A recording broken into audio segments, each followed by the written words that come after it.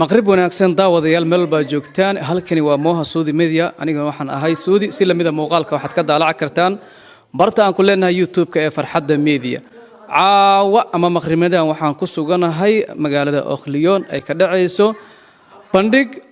loogu talagalay toddobaadka xorriyadda ay qabaan jaaliyadda Djibouti ee degan Okhliyon munaasabadii iyo xuska calanka Djibouti wali ma aysan bilaaban aniga iyo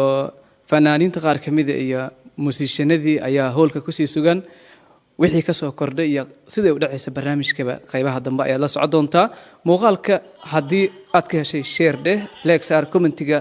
dhiirigelin ay noo yahay nala socod wanaagsan caawa iyo sida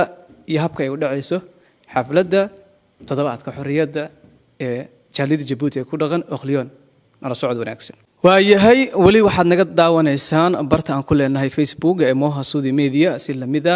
Farxadda Media dhanka YouTube-ka waxa garabkayga taagan Aamin oo kamid ah dhalinyarada firfircoon ee degan Okhliyon kana mid ah jaaliyadda Djibouti ee ku nool Okhliyon Aamin maadaama aad tahay deegaanka howlwadaanada isku dibirdaasha munaasabadan aad xibin muhiim ka tahay maxaad leedahay shacabka nagu xiran horta marka hore assalaamu calaykum waraxmatullaahi wabarakaatu ilaahay baa mahadle oo halkan soo gaarsiiyay munaasabada ciideena maad aragtay sanad guuraha aan ku xusayno xakan magaalada Okhliyon gaar ahaan marka waxaan leenahay dadkii daabaha dunida naga daawaneysaba aan bal yaa leenahay maanta anagu aad iyo aad u faraxsan ma sha Allah waan ku arkaa waliba calankii baad gabrarsan tahay gebi waan wada dhannahay calankeeni wax walba maanta si toositiin waan sidana wax walba sidana saan isku dabaysidana calankeena Djibouti jiro joog ani hay baa leenahay kullu caam wa antum bikhair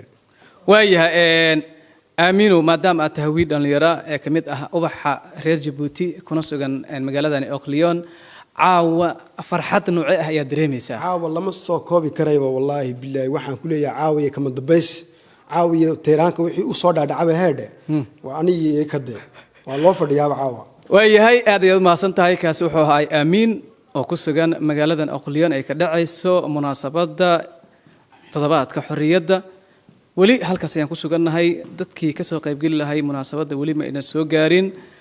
waxaa jooga oo kaliya qaar kamid ah fanaaniinta aniga oo ah kaamiramanka ka soo hadlaya barta ay wax ka dhacayaan nala socod wanaagsan